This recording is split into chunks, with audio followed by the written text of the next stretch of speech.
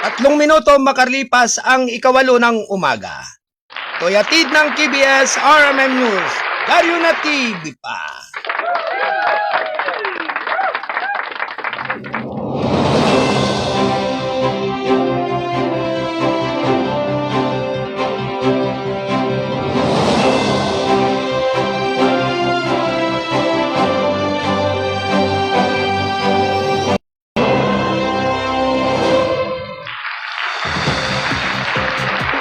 Okay, alright. Good morning everyone. Magandang umaga Luzon, Visayas at Mindanao. Kayo po ay nakikinig at nanonood dito sa KBS RMM News, Daryo na TV pa. Dito sa ating palatuntunan ng gabay at patnubay, balita at mga impormasyon. Samahan po ninyo ako sa loob ng 2 oras ang ating pagtatanghal, mga gili kong mga taga-subaybay. Ngayon po ay araw ng Lunes, June 22, 2026 ng taong kasulukuyan.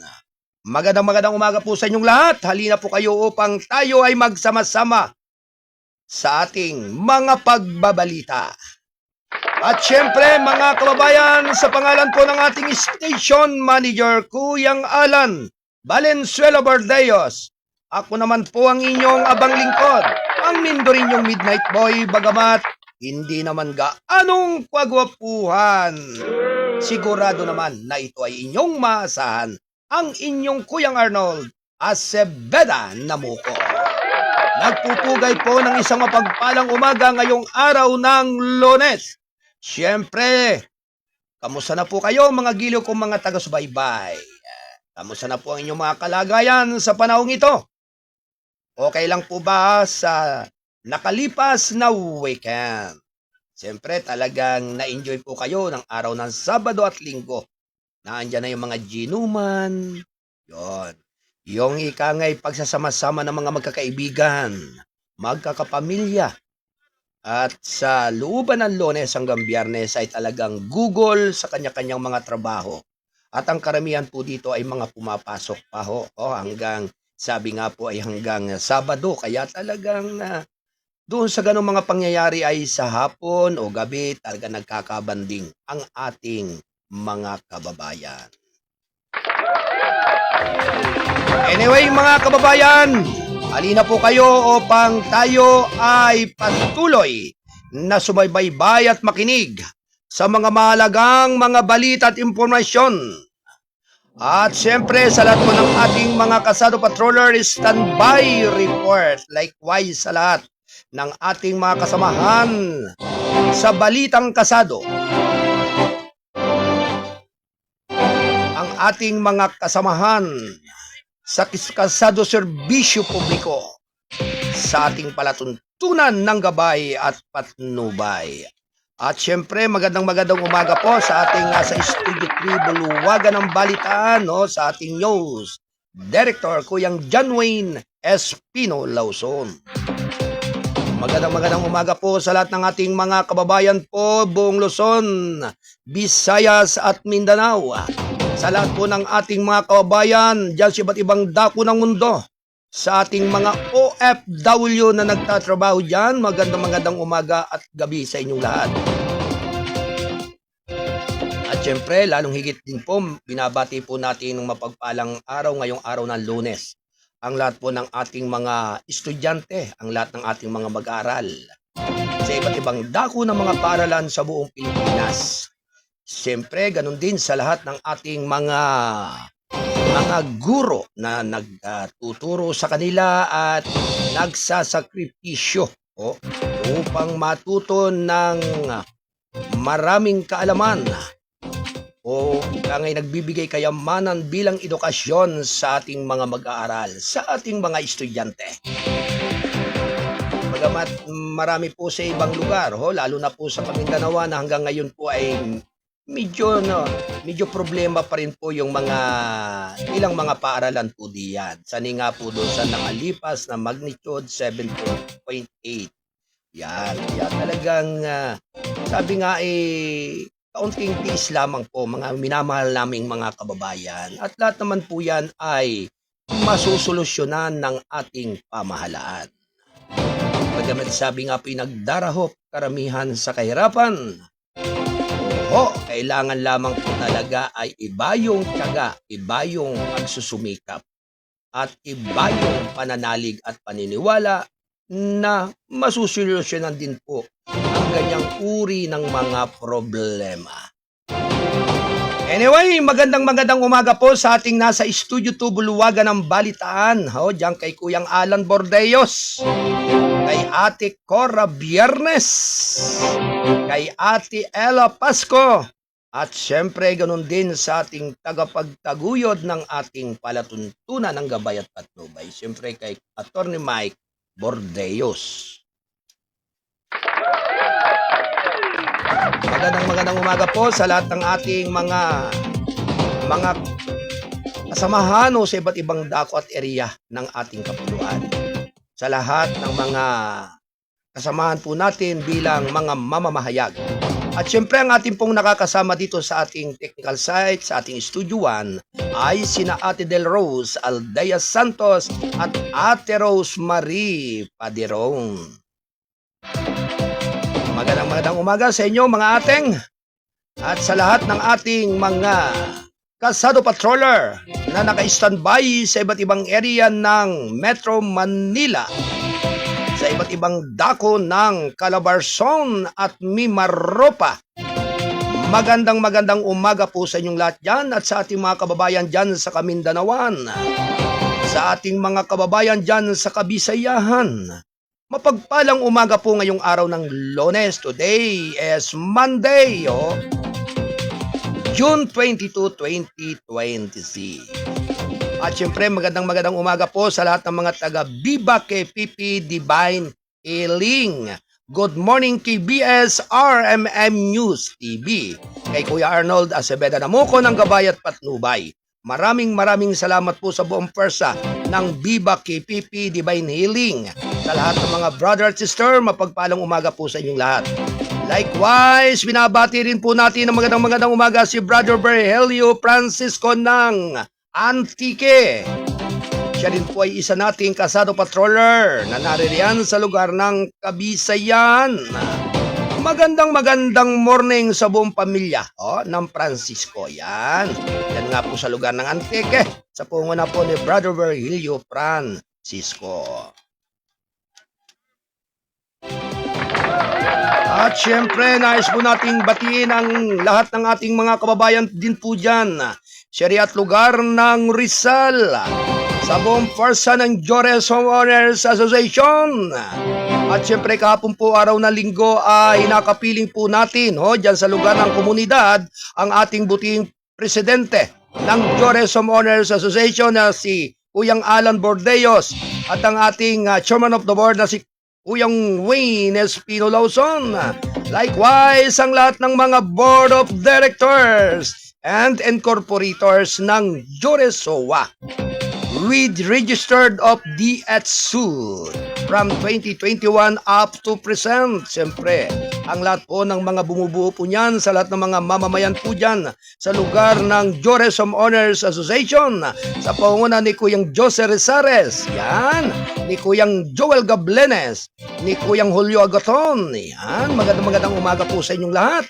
At ganoon din kay Kuyang Nestor Pernisita, kay Kuyang Jason Almanon, kay Ate Rolaiza May Fuda, ganoon din kay Ate Flor de Lisa sa Pansa. Magandang umaga po sa inyong lahat. At siyempre, ang umaga pong ito ay talagang napakaganda sa bawat mamamayan ng sambayanang Pilipino. Binabati rin po natin ng magandang umaga ang lahat po ng mga officer nga po diyan sa Jores Homeowners Association. Ayan. At syempre sa lahat po ng ating mga kapatid at mga kababayan ng Jores Homeowners. Syempre sa lahat po ng ating mga kababayan po diyan sa lugar ng Sitio Bukal, Barangay Pantok, Binangonan, Rizal. At kahapon nga po ay naging bisita po ng Jores Homeowners Association, yung pong may-ari ng lupa ng Jores Homeowners Association. Yan. At syempre yan po ay sina Kuyang Deng, Deng Gido, yan. At 10 ng lahat ng kanyang mga staff, dumating po rin po dyan ang lahat ng kanyang mga empleyado, ang lahat ng mga bumubuo po ng Gido Estate dyan sa lalawigan ng Rizal, partikular na po dyan sa Binangunan. Kaya napakasaya po kahapon ang pagdaraos po ng kanilang pagtitipon at pagsasama-sama. At laking pasalamat po ng lahat ng mga officer ng Jores na sabi nga po sa matagal na panahon ay nakapiling po nila sa kanilang komunidad dyan sa Sitio Bukal si Kuyang Ding Gido at 10 ng lahat ng kanyang mga empleyado Likewise, siyempre talagang napasabay sa Father's Day kahapon talagang maraming mga tatay ang nagdiriwang at nagdiwang ng kaarawan bilang isang tatay o ama. Kaya happy Father's Day sa lahat ng mga tatay. Yan. Ang buwan pong ito ay para sa lahat ng mga tatay. Papa, Dade, ano man ang tawag. Kaya maligayang kaarawan sa lahat ng mga ama. Sa lahat ng mga tatay. Yan. At syempre, binabati rin po natin ng magandang umaga po si Norlen Tadena Namuko ng lungsod ng Antipolo and family. At sa lahat din po ng ating mga kababayan po dyan sa lalawigan at lungsod ng Antipolo. Ganap na alas 8:14 ng umaga ito'y atid ng Balitang Kasado, ang pahayagang balansi at totoo National Newspaper. At syempre nais po nating batiin din ng magandang umaga ang ating butihing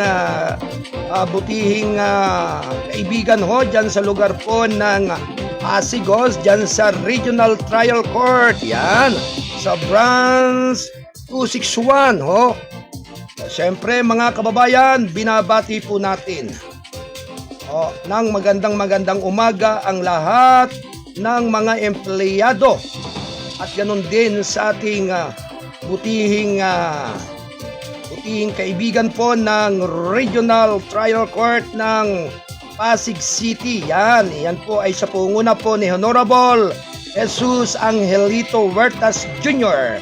At siya po ay Regional Trial Presiding Judge ng Regional Trial Court Branch 261 ng Pasig City. Yan, magandang umaga po, sir, at mapagpalang araw po ngayong araw ng Lunes. Happy Father's Day po, Honorable Jesus Angelito Huertas ng Regional Trial Court Branch 261 Pasig City. Likewise sa lahat po ng mga grupo po ng 2ID Frescore dyan sa Kampapinpin, Tanay Rizal. Magandang umaga po sa panguna po ng ating buting Pangulo kay Ate Pau de la Cruz Mohar. At syempre ganun din sa lahat ng mga tatay ng 2ID 2nd Infantry Division Jungle Fighter ng Philippine Army. Magandang umaga po sa inyo lahat dyan. At syempre sa lahat din po ng mga hanay ng kapulisan sa buong Republika ng Pilipinas. Syempre sa panguna po ni General Romeo Browner Jr., ang Chief of Staff ng Armed Forces of the Philippines. Magandang umaga, sir. At syempre ganoon din po kay General Nartates, ang Chief ng Philippine National Police.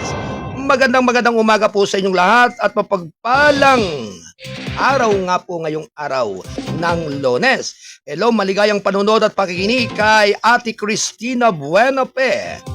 Maligayang pakikinig at panonood po sa inyong lahat dyan at sumainyo ang kay gandang umaga ngayong araw nga po ng Lunes. Siyempre ang ating pong station manager ay nakatutok po sa ating malaganap na palatuntunan ng gabay at patnubay, balita at impormasyon.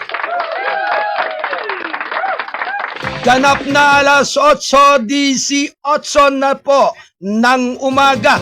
Ito Ito'y atid ng balitang kasado ang pahayagang balansi at totoo national newspaper.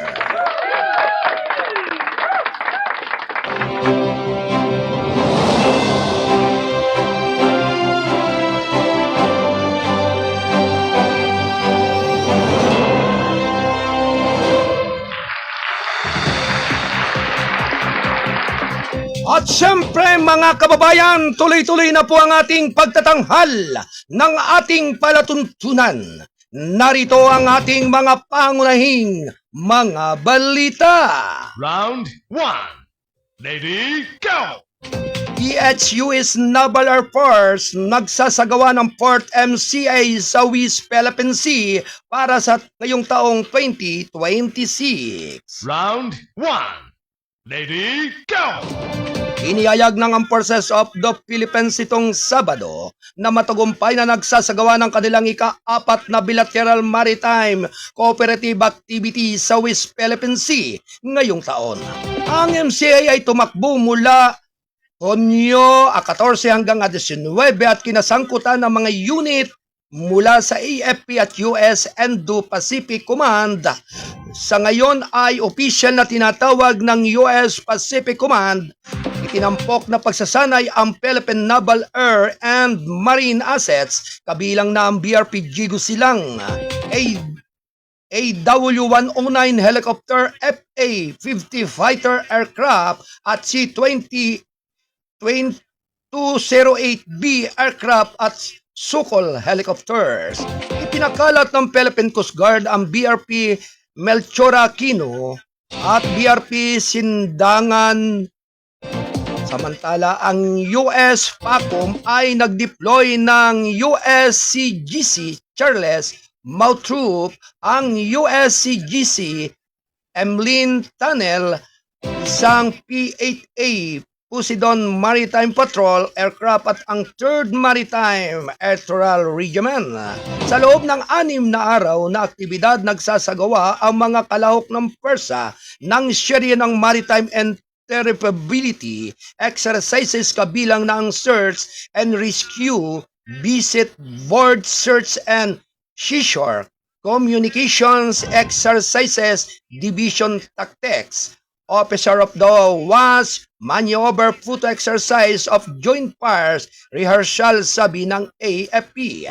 Idinagdag pa nito na ang matagumpay na pagsasagawa ng isa pang MCA ay magtatangkop ng pangmatagalang pangako ng Pilipinas at US na palakasin ang kooperasyong pandagat, pagpapalakas ng kamahalayan sa maritime domain at muling magpapatibay ng suporta para sa isang pandaigdigang kaayusan. Nakabatay na rin sa mga patakaran ng Indo-Pacific region.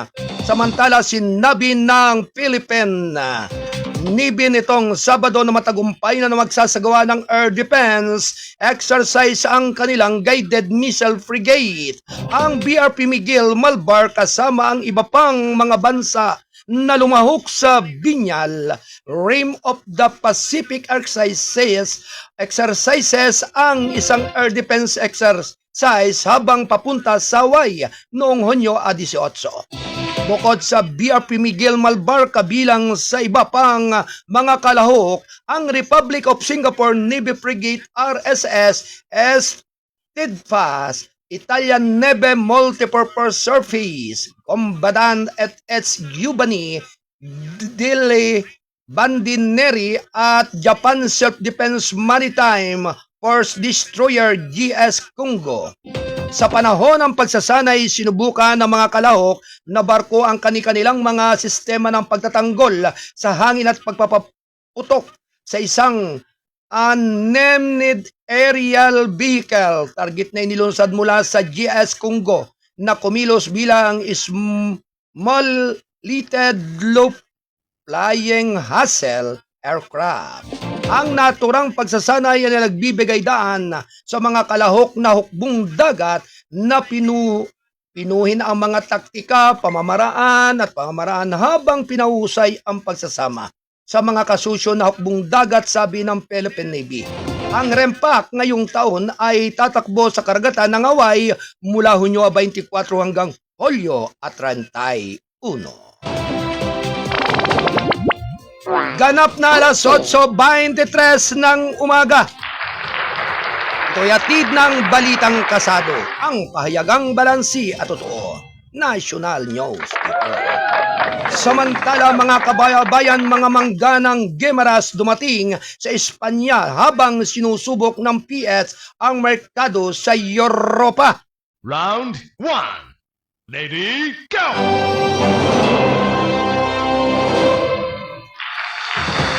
Samantala, ang sikat na matamis na mangga sa Guimaras Island ay lumapag sa Espanya bilang bahagi ng 100 kilogram na timbang ng Pilipinas, pagsubok na pagpapadala para sa malaking merkado ng Europa. Sa sentro nito ay isang ibinahaging layunin upang ikonekta ang mga magsasaka at SME ng Pilipinas nang mas direkta sa mga international merkado at lumikha ng mga bagong landas sa pag-export para sa mga produktong agrikultural sa may mataas na halaga. Sinabi ng Embahada ng Pilipinas na Espanya sa isang pahayag na may pitsang Hunyo 19 sa pagdating ng Guimaras Mangga sa Madrid. Natutuwa kaming ibahagi ang lasa ng Pilipinas at ipakita ang isang produkto na kumakatawan sa kahusayang pamana at dedikasyon ng mga Pilipino. Ang mangga ng Guimaras na nilinang ng isla ng lalawigan ng Guimaras at ang unang rehistradong produkto ng geopolitical indication ng Pilipinas ay kilala sa kanilang natatanging tamis, aroma at lasa. Ang kargamento ay minarkahan ng unang paglalakbay ng mangga ng Guimaras sa Europa at ang unang pag-export sa Europa ng kumpanyang Guimaras Wonder Farms. Ang pagpapakilala ng mga premium ng produkto ng Pilipinas sa mga merkado ng Europa ay lumikha ng mga pagkakataon hindi lamang para sa aming mga exporter, kundi pati na rin para sa aming mga magsasaka, negosyante at lokal na komunidad. Sabi ni Philippine Ambassador Spain, Philippine Luwilier. Inasahan namin na ang inisyatibong ito ay magbubukas ng mga pintuan para sa mga pagsusosay na harap at palakasin ang pagpapahalaga sa kalidad at pagkakaiba-iba ng mga produktong agrikultural ng Pilipinas. Ang paglalakbay ng mga mangga ng Guimaras sa Europa ay nagsimula sa Brussels, Belgium, ang upuan ng European Union at nagpatuloy sa mga pangunahing lungsod ng Europa, kabilang na ang The Hague, Paris, Berlin at Madrid. Ang inisyatibo ay pinamunuan ng Department of Trade and Industry o DTI Supply Chain ang Logistics Group DTI Guimaras. Pamamahalang palalawigan ng Guimaras Wonder Farm Logistics Partner at Philippine Embassies and Trade Offices sa buong Europa. Thank you. Alas 8:26 na po ng umaga. Ito'y hatid ng Kasado Broadcasting Service, RMM News, Diaryo na TV pa. At ito nga po ay kasapi ng The United Multimedia International Press Corps. Samantala mga kababayan, ang ating po nakakasama dito sa ating technical site ay sina Ate Del Rose Aldea Santos at Ate Rosemary Padron bilang production assistant. At syempre sa lahat po ng ating mga kasado patroller na nasa iba't ibang area at dako ng ating kapuluan dito sa Mega Manila, Calabarzon area, standby report. Likewise sa ating mga kasado patroller na nasa iba't iba ring area ng Mimaropa, Visayas at Mindanao, please standby report. At syempre, panatilihin lamang po ang pagbabasa ng Balitang Kasado, ang ating dyaryo o periodiko, tabloid ng Balitang Kasado. Manatili lamang pong magbasa, hitik po ng mga balita at impormasyon, balitang showbiz at balitang pangkalahatan na nagmula sa iba't ibang dako ng ating kapuluan. At syempre, weekly po ang labas ng ating dyaryo ng Balitang Kasado. At tumutok din po kayo araw-araw sa ating palatuntunan ng gabay at patnubay dito sa ating himpilan ng KBS RMM News TV. At syempre ang FB page ng ating palatuntunan ay Kasado Serbisyo Publiko. Samantala mga kababayan, narito pa rin ang ating mga karagdagang mga balita. Round 1. Lady, go! DOC magbibigay ng 12 container ng forfeited goods sa mga biktima ng lindol. Round 1. Lady, go! May kabuwang 12 container ng forfeited goods ang nakatakdang ibigay sa mga biktima ng lindol sa Mindanao kamakailan ayon sa Bureau of Customs nitong Sabado. Ayon kay Custom Commissioner Ariel Nepomuceno, inihanda na ng mga container para sa pamahagi na nakatuon sa mga kagyat na pangangailangan at maagang pagbangon ng mga napektuhan ng magnitude 7.8 na lindol noong Hunyo 8. Kabilang dito ang mga medikal na kagamitan upang suportahan ang mga hospital at frontline health workers, kahoy para sa pagtatayo ng mga pansamantalang kanlungan para sa mga pamilyang nawala ng tirahan, mga materyales na konstruksyon upang makatulong sa pagkukumpuni ng mga nasirang evacuation center at paaralan. Kagamitan sa makinarya na maaaring makatulong naman sa paglilinis ng mga labi at pagsusuporta ng gawaing rehabilitasyon at mga gamit sa bayo pang matulungan ang mga pamilya na maibalik ang mga pangunahing kondisyon ng pamumuhay. Nagpapasalamat ako sa aming mga opisyal at kawani ng BUC para sa kanilang mabilis na pagtugon mula sa Office of Civil Defense. Natural para sa atin na tingnan kung paano natin magagamit kaagad ang mga magagamit mga pagkukunan upang makatulong sa halip na hayaang umupo ang mga nakumpiskang kalakal na ito sa aming mga budiga. Nais naming tiyakin na direktang mapupunta ito sa mga pamilya at komunidad na nangangailangan ng aming tulong. Sabi pa rin ni Nepomuceno sa isang palabas o paglabas ng balita, siyempre kinilala na rin namin ang mga donation drive ng aming mga port na nakapagpapalakas ng loob na makita na marami sa ating mga tauhan ang nagbubuluntaryo na magbigay ng donasyon at personal na bumili ng relief goods para sa ating mga kababayan. Na naapektuhan ng lindol, ito ay isang patunay na pagkahabag at pagkakaisan sa buhay o nabuhay na maayos sa aming hanay. Ang paglabas ng mga item na ito ay pinabilis sa ilalim mga tagubili ng Commissioner bilang bahagi na rin ng isang mas malawak na pagsisikap ng gobyerno upang tumugon ng mabilis at maibsan ang sitwasyon ng mga apektadong komunidad. Sa lokal na antas, pinaigting din ng mga pantalan ng BUC ang mga relief efforts, pinangunahan ng Port of Davao sa ilalim ni District Collector Maita Acevedo ang pamamahagi ng relief goods sa mga komunidad na apektado ng lindol sa Jose Abad Santos, Davao Occidental na umabot sa kabuang 1,000 pamilya sa 3 barangay. Malalan, Kalbay at Butuan.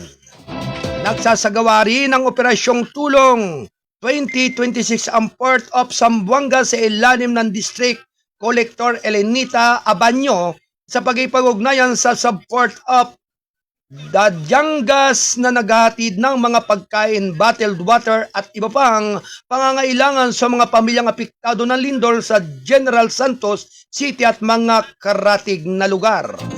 Ang inisyatiba ay kinasasangkutan ng mga katauhan mula sa parehong mga daungan na nagtutulungan upang magtipon, magatid at mamahagi ng mga kalakal ng tulong na nagpapatibay sa kooperasyon sa pagitan ng mga pantalan sa pagtugon sa mga pangangailangan ng komunidad. Samantala, ang Port of Cagayan de Oro sa pangunguna ni District Collector Manuel Sorbeto Jr. ay naglunsad naman ang sarili nitong kampanya sa donasyon para sa mga komunidad na apektado ng lindol sa Sacsargan at nananawagan ng mga kontribusyon tulad ng hygiene kits, ready-to-eat food, tubig, kumot, tulda at tulong pinansyal mula Honyo a 11 hanggang 17 upang suportahan ang patuloy na pagsisikap ng tulong. Ang iba pang mga pantalan kabilang na ang Ninoy Aquino International Airport of Manila, Manila International Container Port, Port of Cebu, Port of Iloilo, Port of Surigao, Port of Batangas, at Port San Fernando, La Union ay naglunsad na rin ng kani-kanilang donation drive habang ang lahat ng mga pantalan ng BUC sa buong bansa ay nagpapakilos naman ng mga pagsisikap upang matulungan ang mga komunidad na naapektuhan ng mapabinsalang lindol. Ang inisyatiba ay sumasalamin sa patuloy na pagsisikap ng pamahalaan na matugunan ang mga agarang pangailangan habang sinusuportahan naman ang mga maagang hakbang tungo sa pagbangon. Tinitiyak na ang tulong ay praktikal, napapanahon at nakadirekta sa mga pamilyang Pilipino na pinakaapektado na ang nanang lindol.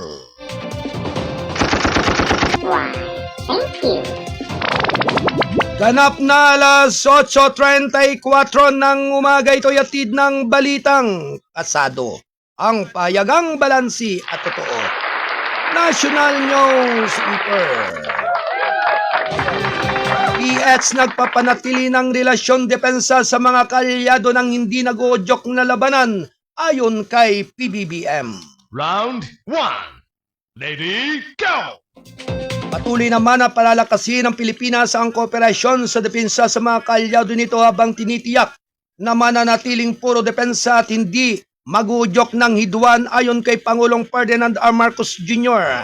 Sa isang panayam sa Russia Today na nai-upload sa website niya nito noong Biyernes, sinabi ng Pangulong Marcos na nagsasagawa ang Pilipinas ng taunang joint military exercises sa mga bansa tulad ng Estados Unidos at Japan upang mapahusay ang kahandaan sa pagtatanggol ng bansa habang pinapangalagaan nito ang teritoryo nito.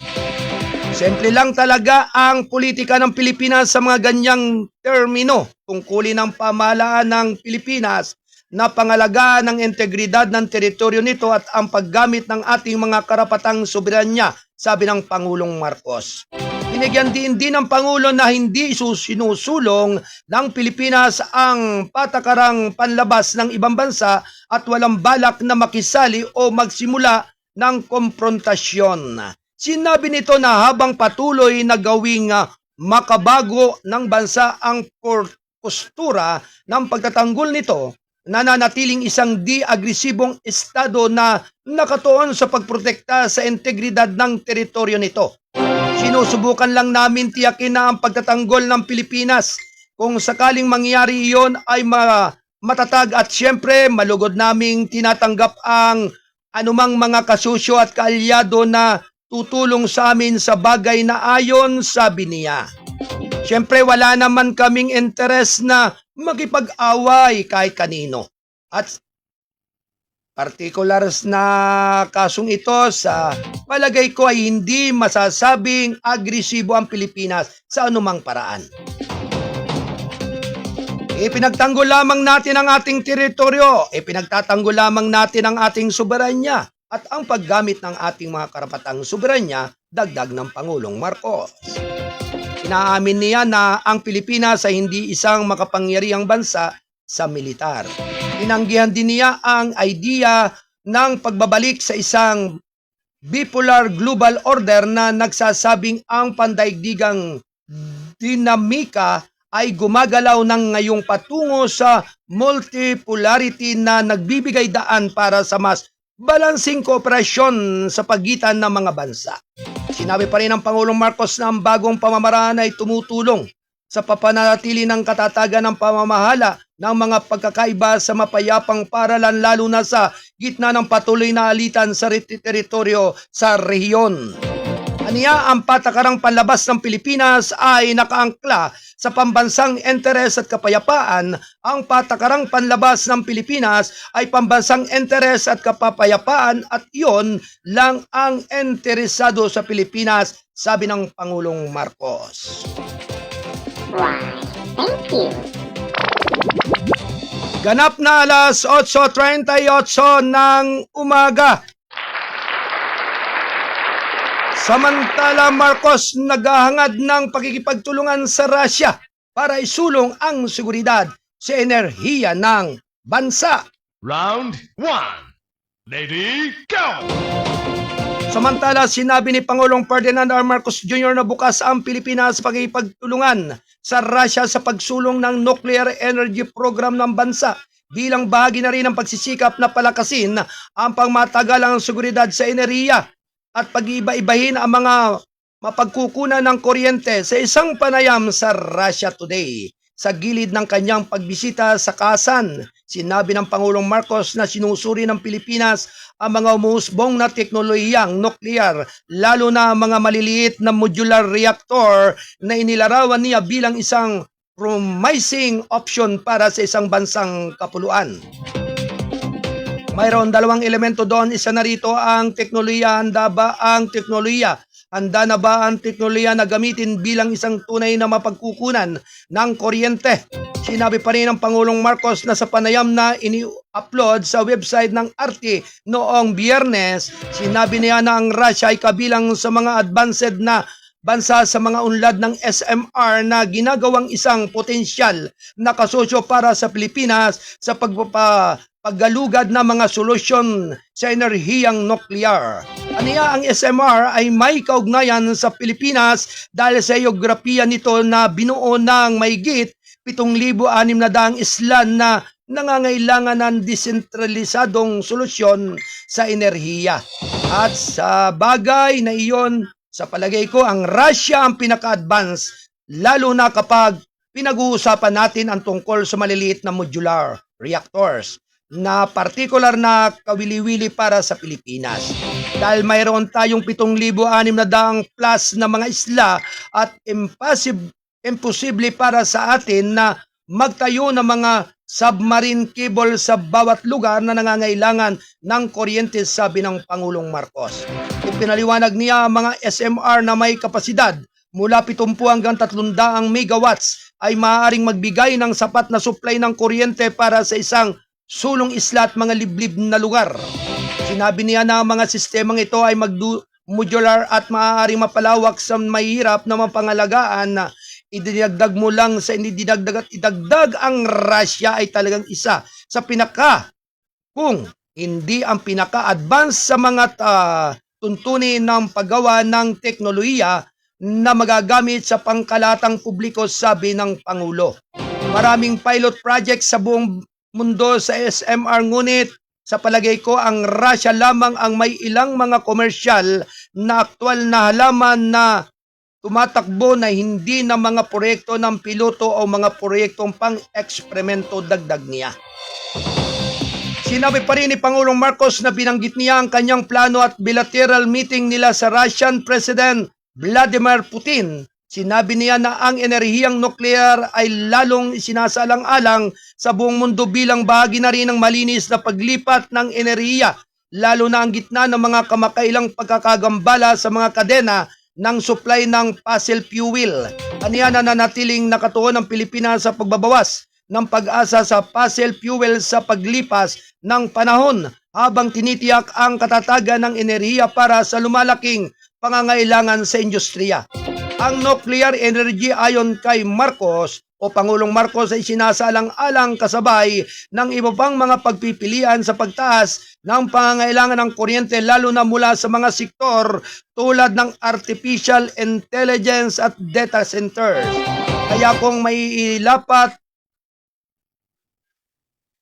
o mailipat natin ang ganong uri ng programa sa Pilipinas, malaki ang pakinabang nito.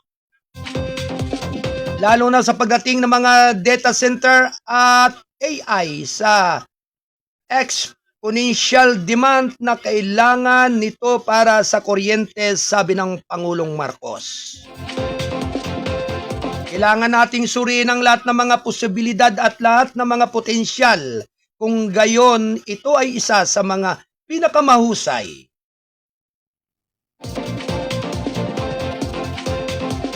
na posibilidad.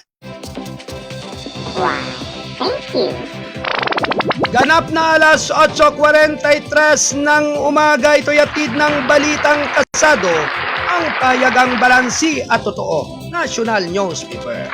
At sa ating mga kasado patroller, standby report makalipas ng ilang pa nating mga pagbabalita.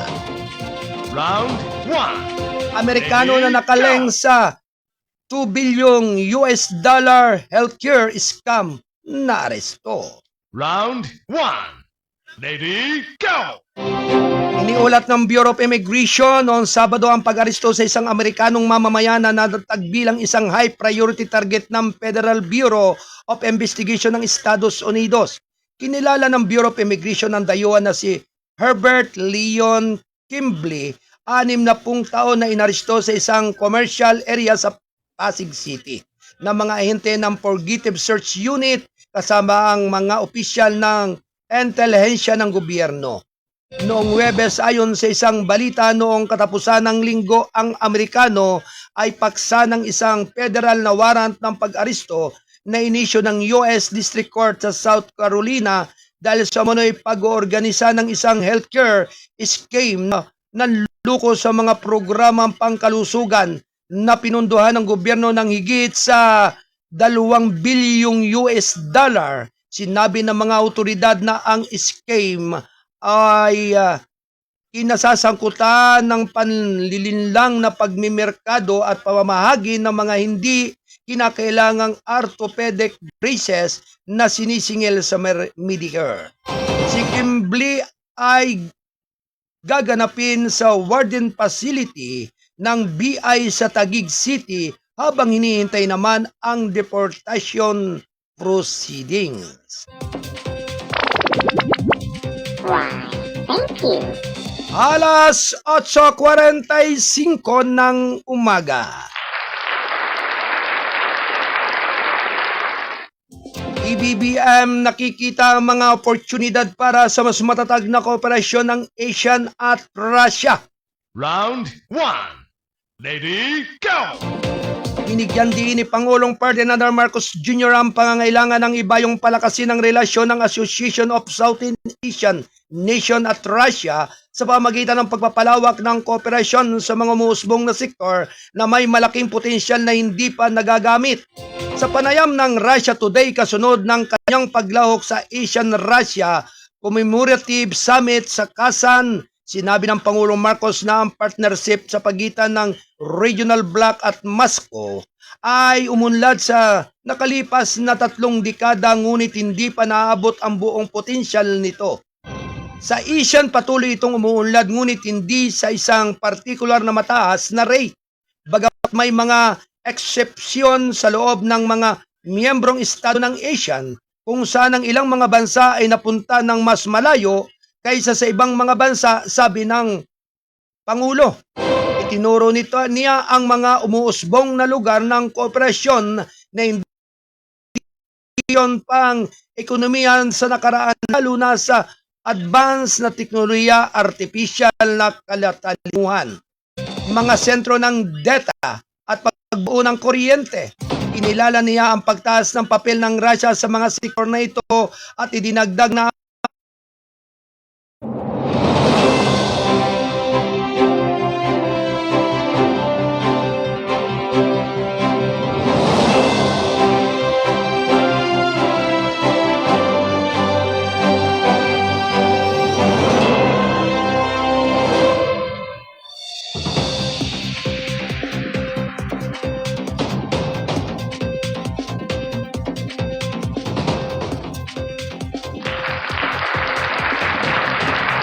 samantala mga kababayan, tuloy-tuloy lamang ang ating pagbabalita.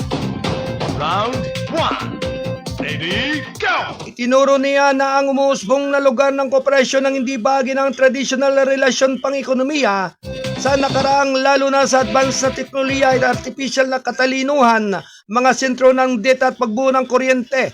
Kinilala na niya ang pagtaas ng papel ng Russia sa mga sektor na ito at idinagdag na ang mga pagunlad na ito ay nagbibigay ng mga bagong pagkakataon para sa mas malalim na pagipagtulungan sa pagitan ng Asian at mga panlabas na kasusyo. Ngunit muli na pinakilala na mayroong potensyal na ito at tatlong hindi namin lubos na sinasamantala sa nakaraan ngayon sa mga lugar na hindi umiiral, sabi niya. Sinabi niya na ang Asian ay mabilis na lumalaki sa mga tuntunin ng pag-iba ng mga pagkikipagsusyo sa nalampas sa tradisyonal na pagkakahanay. Inilarawan niya ang kasulukuyang yugto ng relasyon ng Asian at Pilipinas bilang isang bagong araw na minarkahan ng pagpapalawak ng dialogo at umuusbong ng mga prioridad, partikular na sa mga sektor na hinihimok ng agham at teknolohiya. Sa paglagay ko, ito ay isang uri ng momentum mula sa bipolar world. Sa madaling salita, mabilis tayong lumaki at binago namin ang pananaw sa mga tuntunin ng kung sino ang nakikipag-ugnayan sa amin sa buong mundo at kung ano ang mga bagay na maaari naming gawin nang makasama ito sa isang napakabagong araw. Ito ay isang patuloy na pagtaas ng pakikipag-ugnayan sa pagitan ng Asian at Russia, sabi ng Pangulong Marcos. Ang Asian-Russia Commemorative Summit ay minarka ng higit sa 35 taon ng relasyon pang dialogo at itinakda ang direksyon para sa mas malalim na kooperasyon sa mga darating na taon na nakatuon sa paghatid ng mga konkretong benepisyo sa kanilang mga mamamayan. Ang Commemorative Summit ay nagresulta sa pag-aampon ng mga pangunahing dokumento ng kinalabasan ng gagabay sa susunod na yugto ng pagkipagsusyo, kabilang ang Kazan Declaration 2026, ang Asian-Russia Comprehensive Plan at Action para sa 2026 hanggang 2030 at magkasanib na mga dokumento na nagsusulong ng kooperasyon sa kultura at enerhiya. Why, thank you. Ganap na 9 na minuto bago mag-ikasyam ng umaga. Ito'y hatid ng balitang kasado, ang payagang balansi at totoo, National Newspaper. Samantala mga kababayan, dapat sagutin ni Vice President Sara Duterte ang aligasyon ayon sa mambabatas. Round 1. Lady, go! Utang na loob ni Vice President Sara C. Duterte sa mamamayan ang pagsagot sa mga akusasyon laban sa kanya.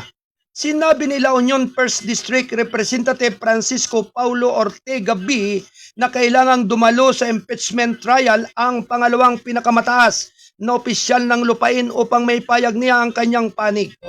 Kung ang mga tao ay nagtatanong at naghahanap ng mga sagot, mas mahusay na magmula sa bibig ng kabayo. Ang sagot ay dapat magmula sa taong sangkot, sabi niya sa Saturday News Forum sa Quezon City. Bukod dito, mahalaga ang integridad dahil kung mas mataas ang pamantayan mo, kunwari ay tumatakbo ako sa pagkapangulo o vice presidente ng Pilipinas, may obligasyon ka sa taong bayan na sagutin. Dagdag pa ng mambabatas, kung hindi dadalo si Duterte sa pagdinig, sinabi ni Ortega na nasa kanyang depensa kung paano nila haharapin ang mga bagay na ito. Ang pre-trial conference para sa impeachment trial ay nagsimula noong Huwebes at ipagpapatuloy ngayong Hunyo 22. Ngayon, ang impeachment trial ay nakatakdang magsimula Hulyo 6. Why, thank you. Ganap na alas 8:53 ng umaga. Ito'y atid ng balitang kasado ang pahayagang balansi at totoo. National Newspaper. 20 Pinoy inaaristo sa Russia nakabalik sa PH matapos ang pag-uusap ni na Pangulong Marcos at Putin.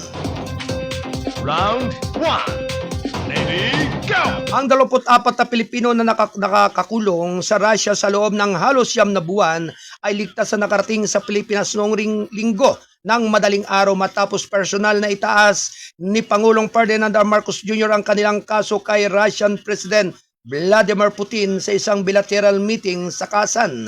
Dumating ang mga repatriate Pilipinos sa Ninoy Aquino International Airport, Terminal 1, 2 batch mula sa Bangkok, Thailand.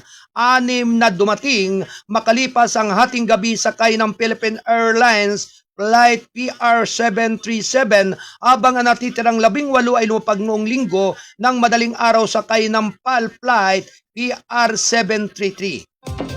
Personal na tinanggap ni na Foreign Affairs Secretary Maria Teresa Lazaro at Migrant Worker Secretary Hans Kagdak ang mga nagbalik. Sinabi ng Department of Foreign Affairs na ang repatriation ay isinagawa sa pagkikipag-ugnayan sa mga otoridad ng Russia sa tulong ng Department of Migrant Workers at Overseas Workers Welfare Administration. Mas maaga sa linggong ito inihayag ni Pangulong Marcos na malapit nang umuwi ang mga Pilipino matapos niyang itaas ang kanilang sitwasyon sa bilateral meeting nila ni Putin sa sideline sa Asian-Russia Commemorative Summit sa Kazan. Inasalamatan ng Pangulo si Putin at ang gobyerno ng Russia sa pagtulong sa paglutas ng isyo. Sinabi ng Pangulong Marcos na ang mga Pinoy ay nakakulong sa lungsod ng Irkutsk sa timog silangang Siberia sa Russia ng halos 9 na buwan ng walang formal na kaso. Naano nang sinabi ng mga opisyal ng Pilipinas na ang mga Pilipino ay maaaring nabiktima ng mga illegal na recruitment scheme at dinala sa kustodiya dahil sa posibleng paglabag sa emigrasyon.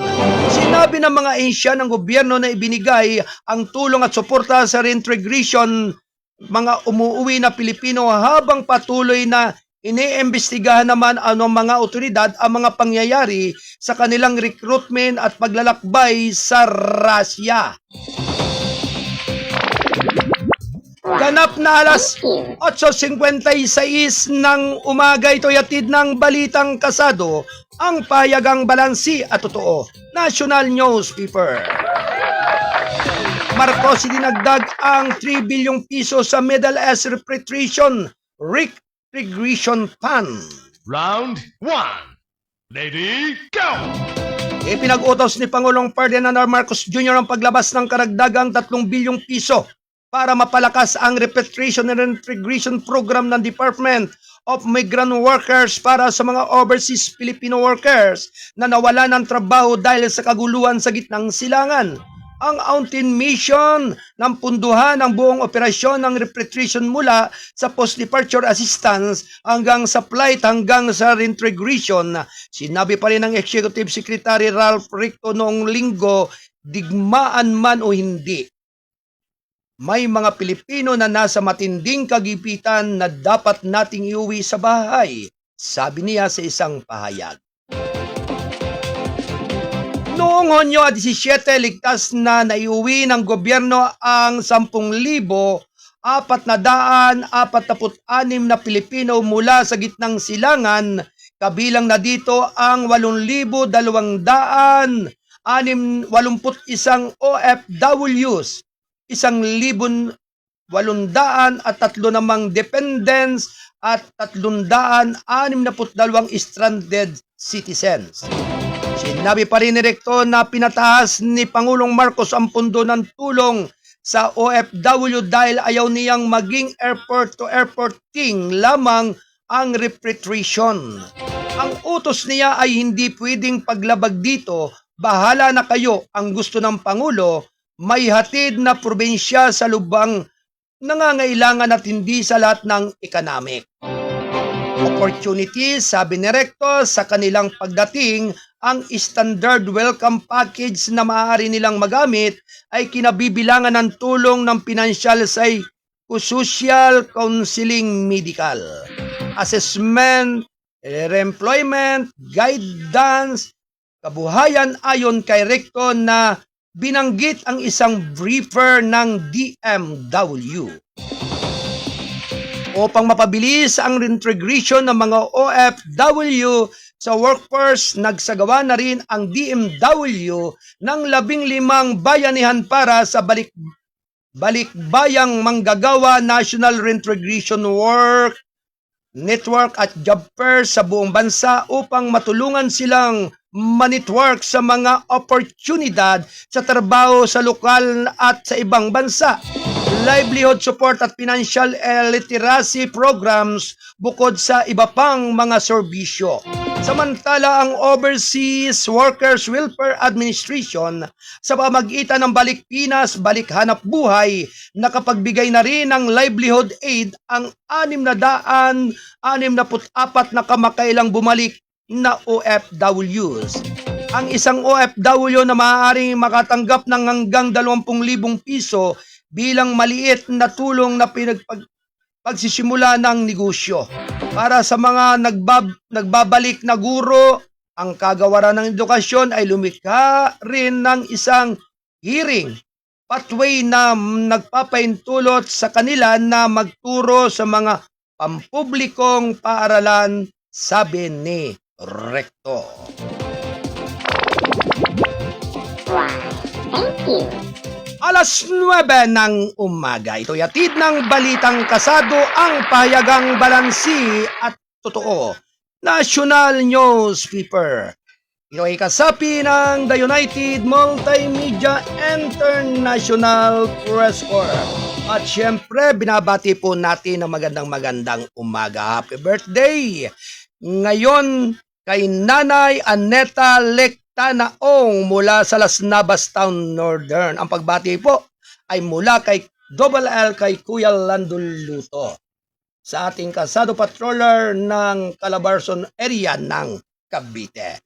Happy birthday, Nanay Antia Lectanaong!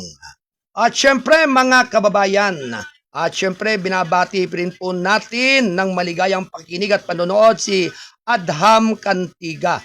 Mga totoong balita dito lang po sa Kasado Publiko Serbisyo mula kay Adham Cantiga. Maraming salamat po, Kuyang Adham Cantiga.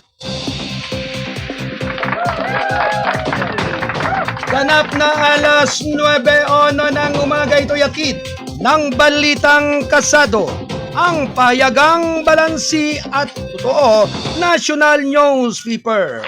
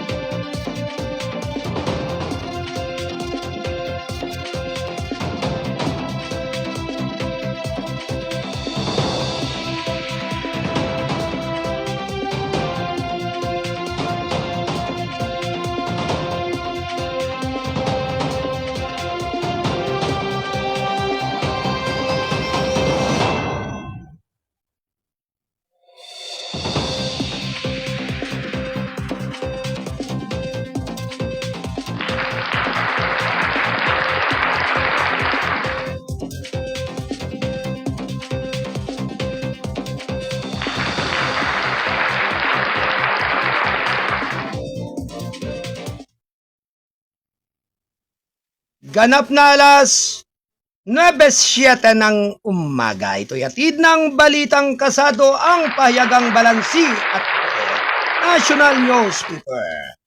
May pagbabalita ang ating Kasado Patrol 25 mula dyan sa Calabarzon area sa lalawigan ng Cavite. Si Double L. Alright, Double L, stand by. Report.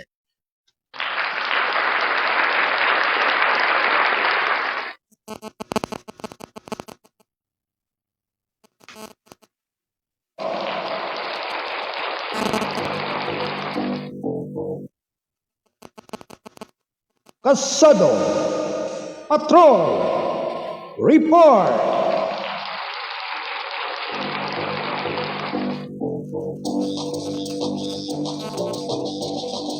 Alright, nasa linya si Kasado Patrol 25 Double L, Kuya Lando Luto. Ito po mga kababayan, ang kanyang balita ay may kinalaman po hinggil po dito sa Cavite PNP nagbigay po guys sa mga ama sa pagdiriwang ng Father's Day. Lalaking bumunot. Nagkasana ng baril. Akala tambay pulis pala, pulis pala, arestado. Okay, ang detalye po ay malalaman po natin sa ating Kasado Patrol 25 Double L. Alright, Kuya Lando Luto, sige, iputok mo na yan.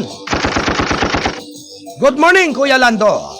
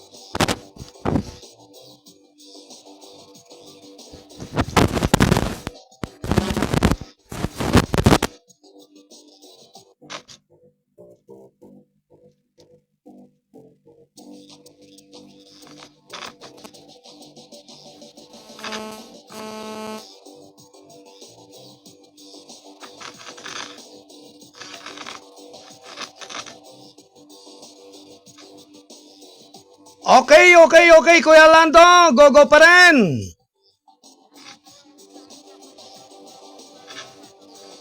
Okay. Nagkaroon ng problema ang ating communication. Okay, Kuya Lando, go. Sige.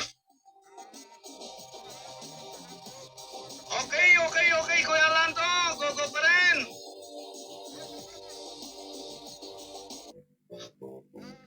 Okay. Nagkaroon ng problema ang ating...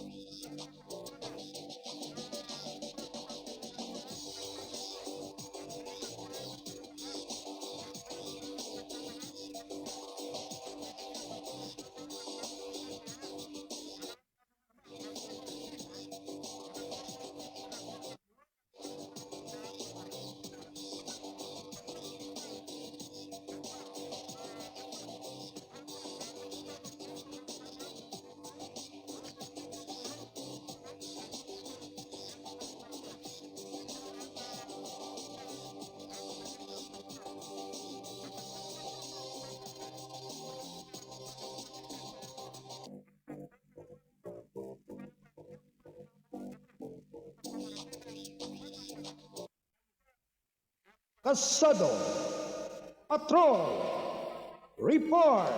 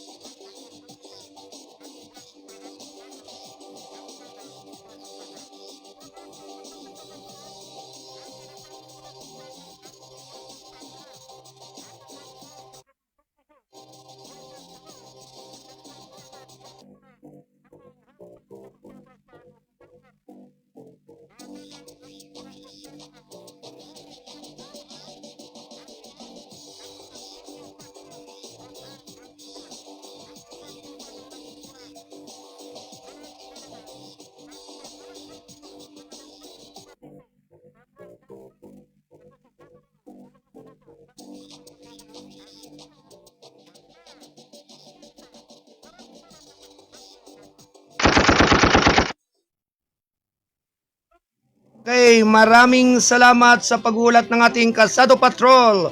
25 mula pa rin sa lalawigan ng Cavite. Double L, Kuya Lando Luto. Thank you, Kuya Lando. Anyway, isunod po naman natin ang ating Kasado Patrol 1, ang ating Kuyang Alan Bordeos. May nabubuo po o nabuong sama ng panahon. Ho. Malalaman po natin kay Kuyang Alan Bordeos yung lagay ng panahon sa Luzon. Ho.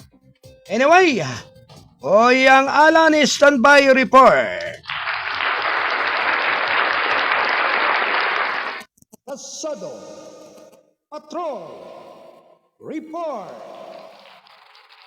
Ito po mga kababayan ay hinggil po rito sa bagyo ho, ng Bagyong Francisco ho, signal number 1 po dito na sa Luzon. Ho. Malalaman po natin ang detalye kay Kuyang Alan. Alright, Kuyang Alan, good morning!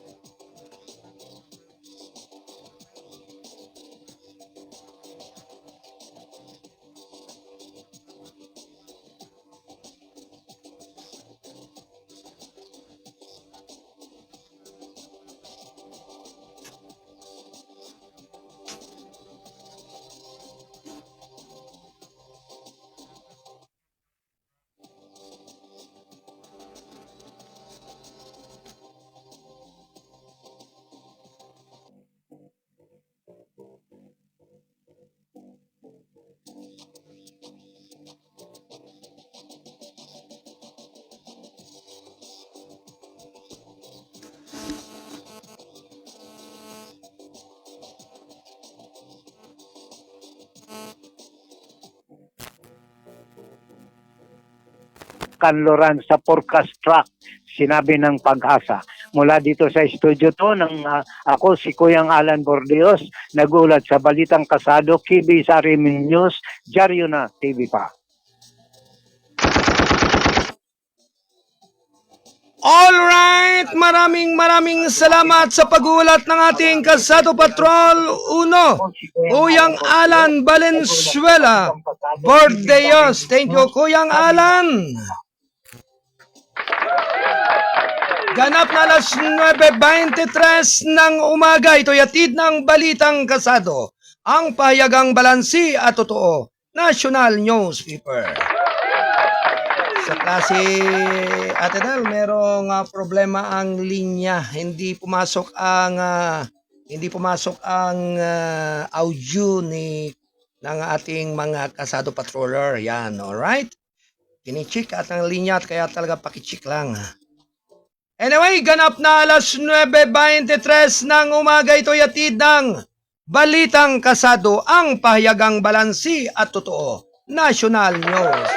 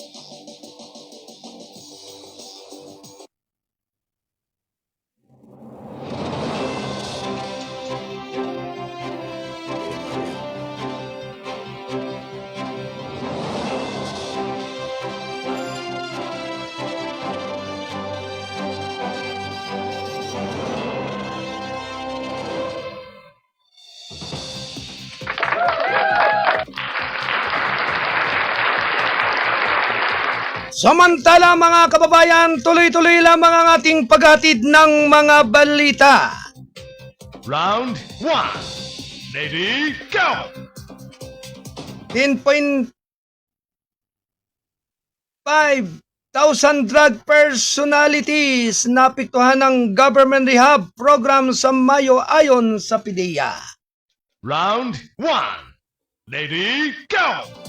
Sinabi ng Philippine Drug Enforcement Agency na may kabuang 10,540 drug personalities nabil sa rehabilitasyon ng information program ng gobyerno kung saan nasa 2,778 na nagtapos ang nakakuha ng trabaho o kabuhayan noong Mayo. Ayon pa rin sa PDEA, matagumpay na binago ng Balay Silangan Reformation Program ang buhay ng mga natapos na pamamagitan ng 650 operational centers sa buong bansa mula noong maitatag ito noong taong 2010. Sa klaw nito ang halos 40% ng 1,645 local government unit sa bansa. Ipinakita ng Bahay Silangan ng posible ang pagbawi at positibong pagbabago sa suporta ng mga lokal na pamahalaan, komunidad at mga ahensya ng kasusyo.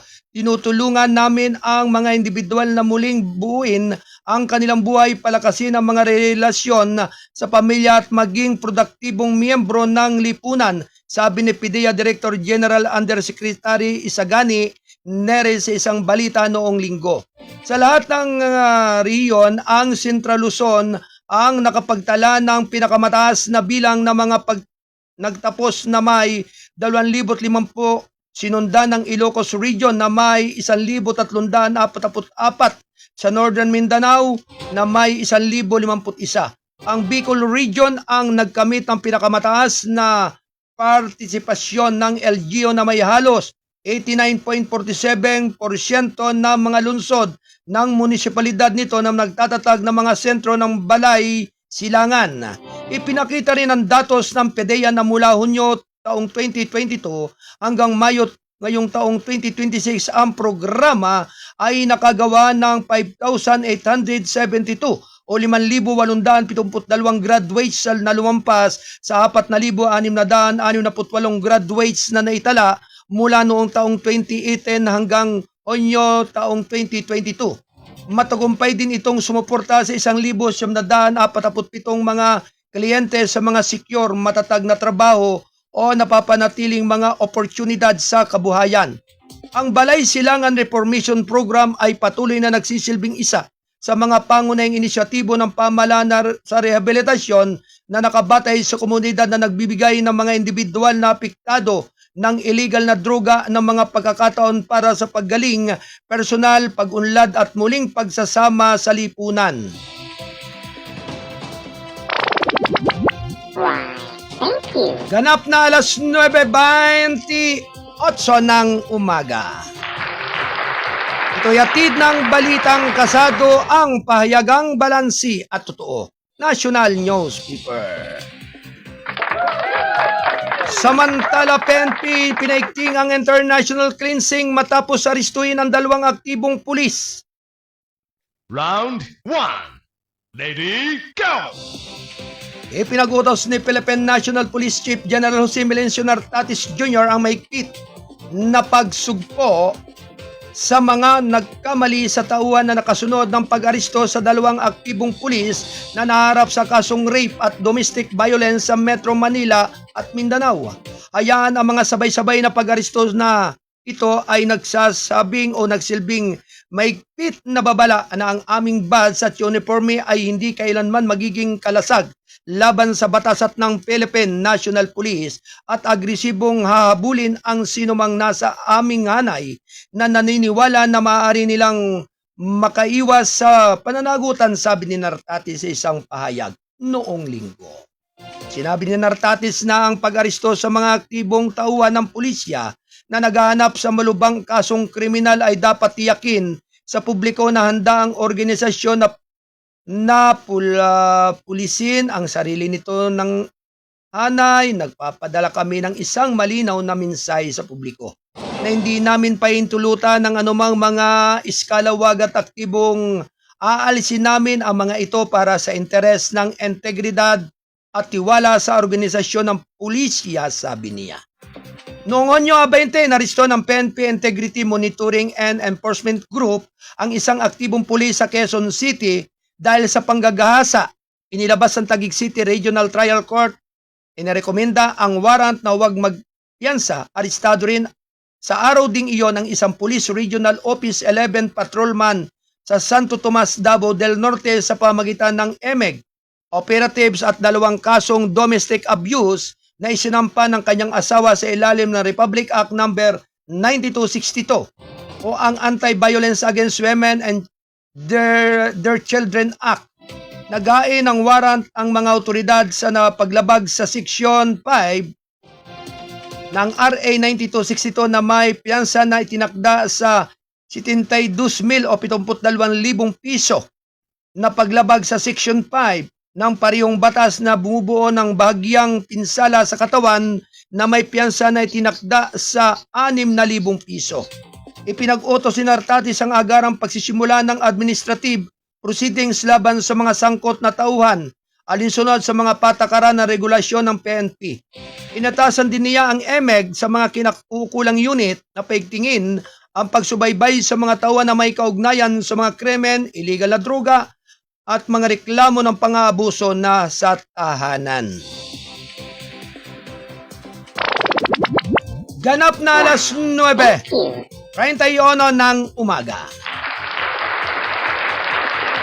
Hello, maligayang pakikinig at manonood kay Ate Melens Blanca Flor ng Taytay Rizal. Magandang umaga sa mga Blanca Flor family. Good morning sa inyong lahat diyan sa Blanca Flor family ng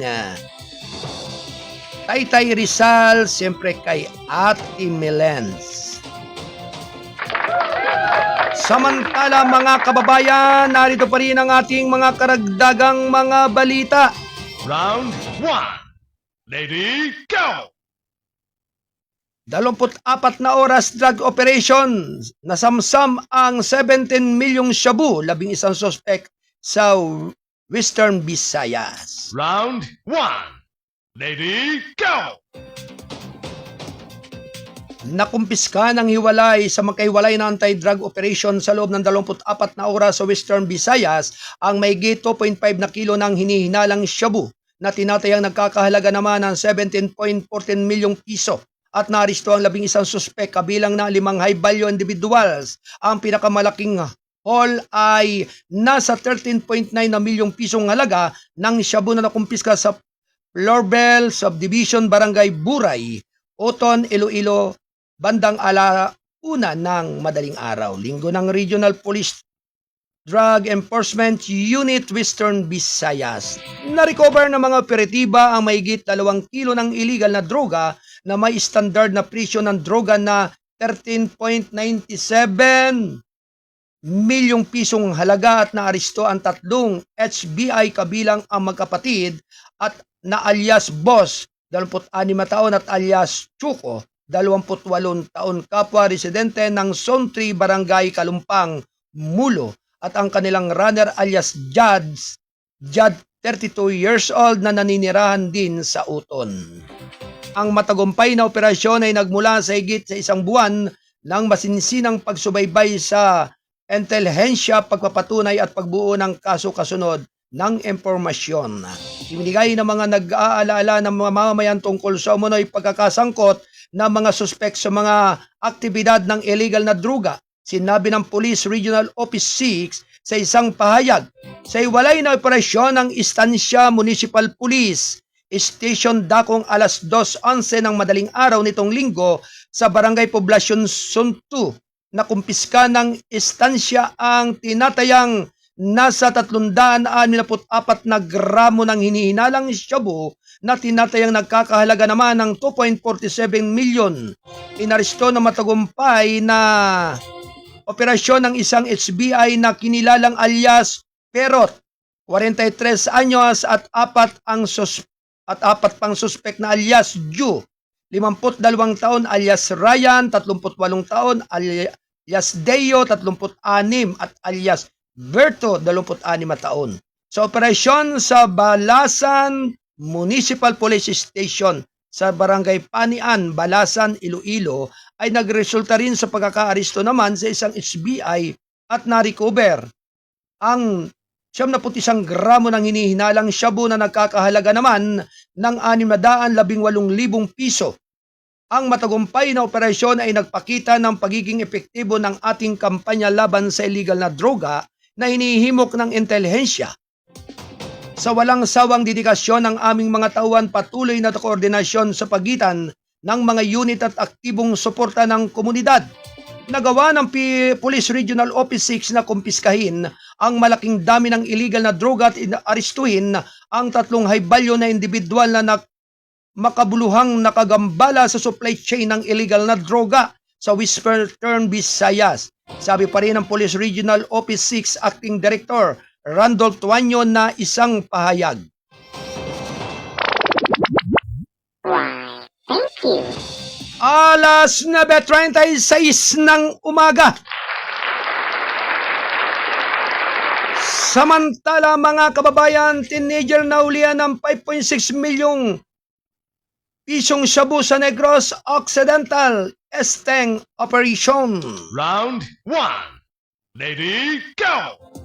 Isang teenager ng suspek ang nagbunga ng 5.576 milyong pisong halaga ng shabu sa isinagawang bypass operation sa Manapla, Negros Occidental nitong linggo. Arestado si alias JM, 19 na taong gulang, residente ng barangay I1B sa Hilagang Bayan ng Negros sa isang meet-up sa Hacienda Busay, Barangay Punta Misa sa isinagawang operasyon ng Regional Police Drug Enforcement Unit. Ito ay inilunsad kasunod ng pagtanggap at pagpapatuloy na impormasyon ng intelihensya hinggil na rin sa umano'y pagkakasangkot ng suspek sa mga aktibidad ng illegal na droga ayon sa ulat ng Police Regional Office NEAR. Pasado alas 10 ng gabi, nagbenta si JM na nagmamaniho ng motorsiklo ng isang sachet na sabo na nagkakahalaga ng 12,000 pesos sa isang undercover police. Pagkatapos ay nasamsam ng mga operatiba mula sa kanyang pag-aari ang 3 buhol na plastic bag at 24 na head-sealed sachet na naglalaman naman ng higit kumulang na 820 gramo o 820 gramo ng shabu. Ang bawat gramo ng shabu ay nakapig sa 6,800 piso o isang kabuang 5.6 milyong pisong halaga. Na-recover din ng operating team ang cash na nagkakahalaga naman ng 20,000 piso ayon sa ulat ng pulisya. Ang matagumpay na operasyon ay nagpapakita lamang ng aming na hindi matitinag na pangako na buwagin ang mga network ng illegal na droga at pananagutin ang mga nagbabantas ng kaligtasan sa aming mga komunidad, sabi ni Police Regional Office NEAR Acting Director Brigadier General Romano Cardinho sa isang payag. Ang operasyon noong Sabado ng gabi ay kasunod na rin ng dalawang pangunahing operasyon laban sa droga na mas maaga sa linggo sa buong rehiyon. Sa Negros Oriental na recover naman ang ng mga operatiba ang 3.47 milyong pisong halaga ng shabu sa isinagawang bypass operation sa Purok 5, Barangay Liptong, Valencia noong Hunyo 18. Naaresto ang 31 anyos na lalaking suspek na residente ng Zamboanga City. Noong Hunyo 15 naman ay isang 52 taong gulang na babaeng suspek ang nagbigay ng 1.43 milyong pisong halaga ng shabu sa isinagawang bypass operation sa Purok Star Apple 2 Barangay 27, Bacolod City. Why, thank you. Ganap na alas 9:39 ng umaga. Ito'y hatid ng Balitang Kasado, ang pahayagang balansi at totoo. National Newspaper. Militar sinira ang mga baril na narecover sa Maguindanao Norte. Round 1. Lady, go! Mula naman sa Kamsyongko, Maguindanao del Norte, nasaksihan ng mga opisyal ng hukbo ng kinatawan ng United Nations Development Program ang seremonya ng pagwasak ng mga maluwag na baril na isinuko na kuha ang nadakip ng mga operasyong militar sa Maguindanao del Norte sa unang kalahati ng taon. Ang seremonya ng pagwasak na ginanap sa kampo na ito ay kinapapalooban ng pagputol ng mga piling baril mula sa 685 voluntaryong sumuko sa small arms ng light weapons na nakulikta mula sa iba't ibang komunidad sa Maguindanao del Norte. Ang pagkawasak ng mga baril na ito ay higit pa sa nagbubuwag na mga armas. Ito ay isang malakas na pagpapatibay ng pangako ng ating mga mamamayan sa kapapayapaan, sabi ni Major General Vladimir Cagara, Commander ng 6th Infantry Division ng Army, sa isang pahayag noong Sabado. Ang bawat baril na na-turn over and nawasak ay na kumakatawan sa isang buhay na potensyal na naisave, isang salungatan na pinigilan at isang komunidad na binigyan ng mas malaking pagkakataon na umuunlad. Ang Distraction Program ay sinagawa sa pagkipagtulungan ng UNDP sa pamagitan ng Assistance for Security, Peace, and Integration and Recovery for Advancing Human Security and the Bangsamoro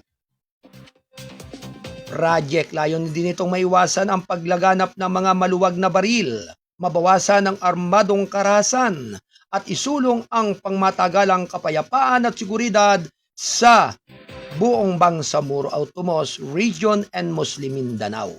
Ang proyekto ay nagtataguyod ng isang nakasentro sa komunidad konteksto, tumutugon na diskarte sa pamahala ng mga armas sa pamagitan ng paghihikayat sa voluntaryong pagsuko ng mga baril, anuman ang kaanib, habang nagbibigay ng suporta sa mga komunidad na apektado ng labanan. Nasaksihan ng aktibidad sina Director Ana Pasite ng Office of the Presidential Advisory on Peace, Reconciliation and Unity at Ronnie Arap Jr. Aspire Project Specialist sa UNDP. Ang tagumpay na ito ay patunay na tagumpay ng ating kolektibong pagsisikap sa kapayapaan at pag-unlad na buwagin ang mga pribadong armadong grupo, disarma ang mga pribadong armadong individual at palakasin ang seguridad ng buo sa buong rehiyon ng Bangsamoro, sabi ni Caraga. Nananawagan siya sa mga nagtataglay pa ng mga maluwag na baril na nakipagtulungan sa militar upang bumuo ng isang mas ligtas, mas mapayapang BARM na napansin na ang mga sundalo at kampo ng Army ay nananatiling bukas at handang tumulong sa mga handang kusang loob na ibigay ang kanilang mga armas. Why, thank you. Alas 9:43 ng umaga, ito'y hatid ng Kasado Broadcasting Service RMM News, Dyaryo na TV pa.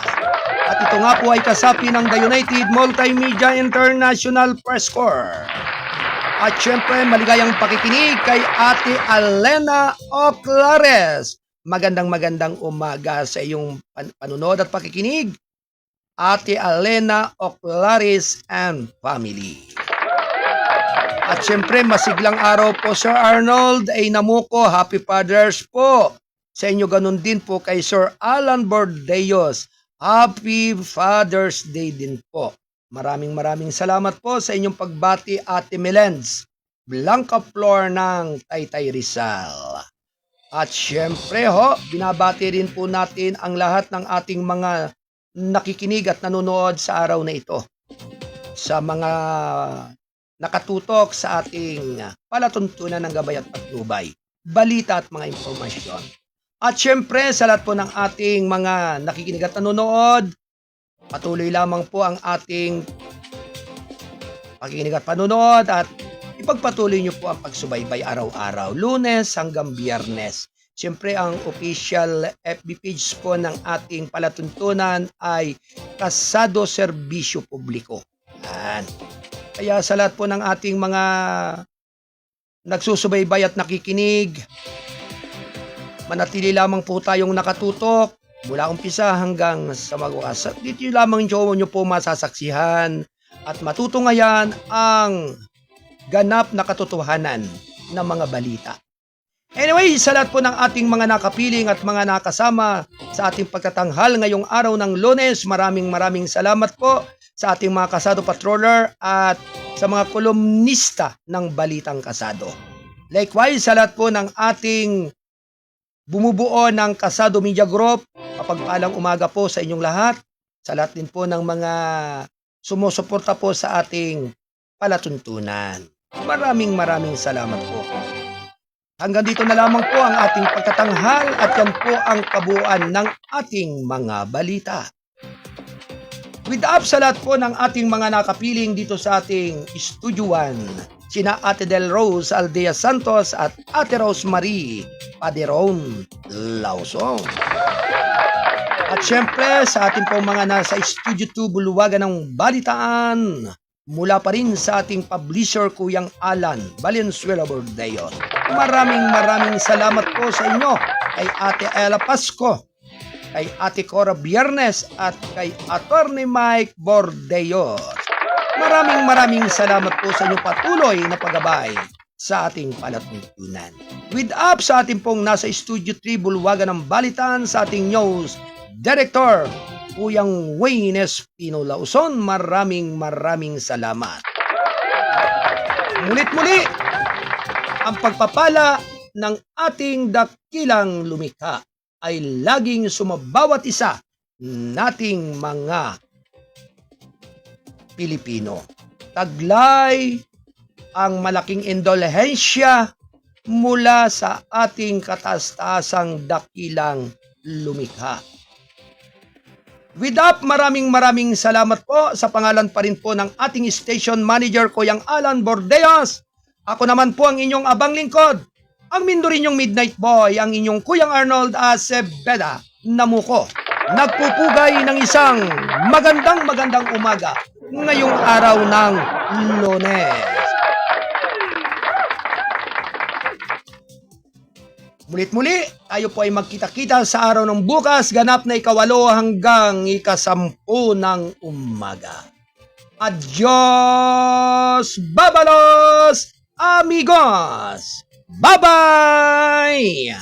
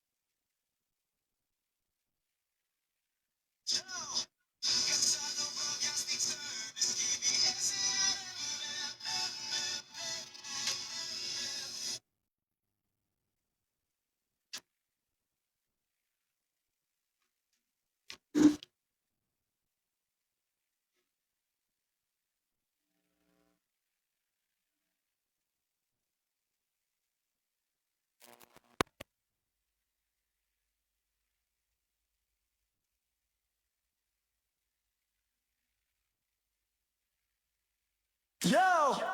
Kasado Broadcasting Service, KBS, ARMM, Lunes hanggang Biyernes, laging on air. Servisyo publiko, hatid namin sa masa. Let's go! Let's go! Sa mic at sa camera, laging alerto. Kuya Alan Valenzuela Bordeos, CEO, boss ng kwento. Si Kuya Arnold Aceveda, namuko, program director. Gabay at patnubay, balita, informasyon, walang palya, protector. When it's Pino Lawson, news director, editor-in-chief. Issue ng lipunan at sa tao, walang relief. Si Kuya Ben Aludo, prangkado, kikima ang handog. Kwento sa field, tapat at walang palusot. Kasado Broadcasting Service, KBS, RMM, Diario, Radyo, TV, hatid ang news. Serbisyo publiko sa bawat baryo at city. Team namin solid, mabilis, wagas at witty. Balita sa umaga, balita sa gabi. Mula sa radyo hanggang sa dyaryo, di kami mabibi. Kuya Alan, Kuya Arnold, Kuya Wayne at Kuya Ben. Teamwork solid, wala atrasan, walang talo sa laban. Reporter sa field, editor sa studio. Mabilis na balita, hatid sa bawat kilo. Ikasta mo, gabay at patnubay, issue ng lipunan. Pagkat pakitima, truth ang hatid namin sa bayan. Kasado Broadcasting Service, ABS, RMN, Diario, Radyo, TV, hatid ang news. Serbisyo publiko sa bawat baryo at city.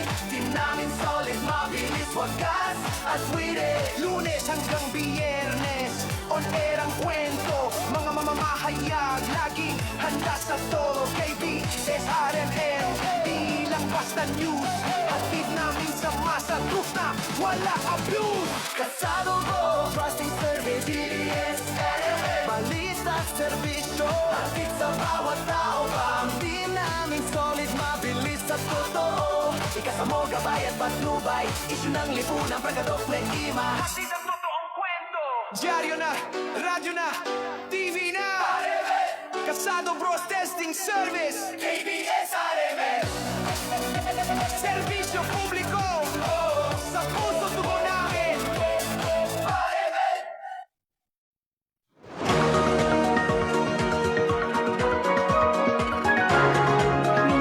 Habang mabigyan naman ang may 110 mga trabador sa barangay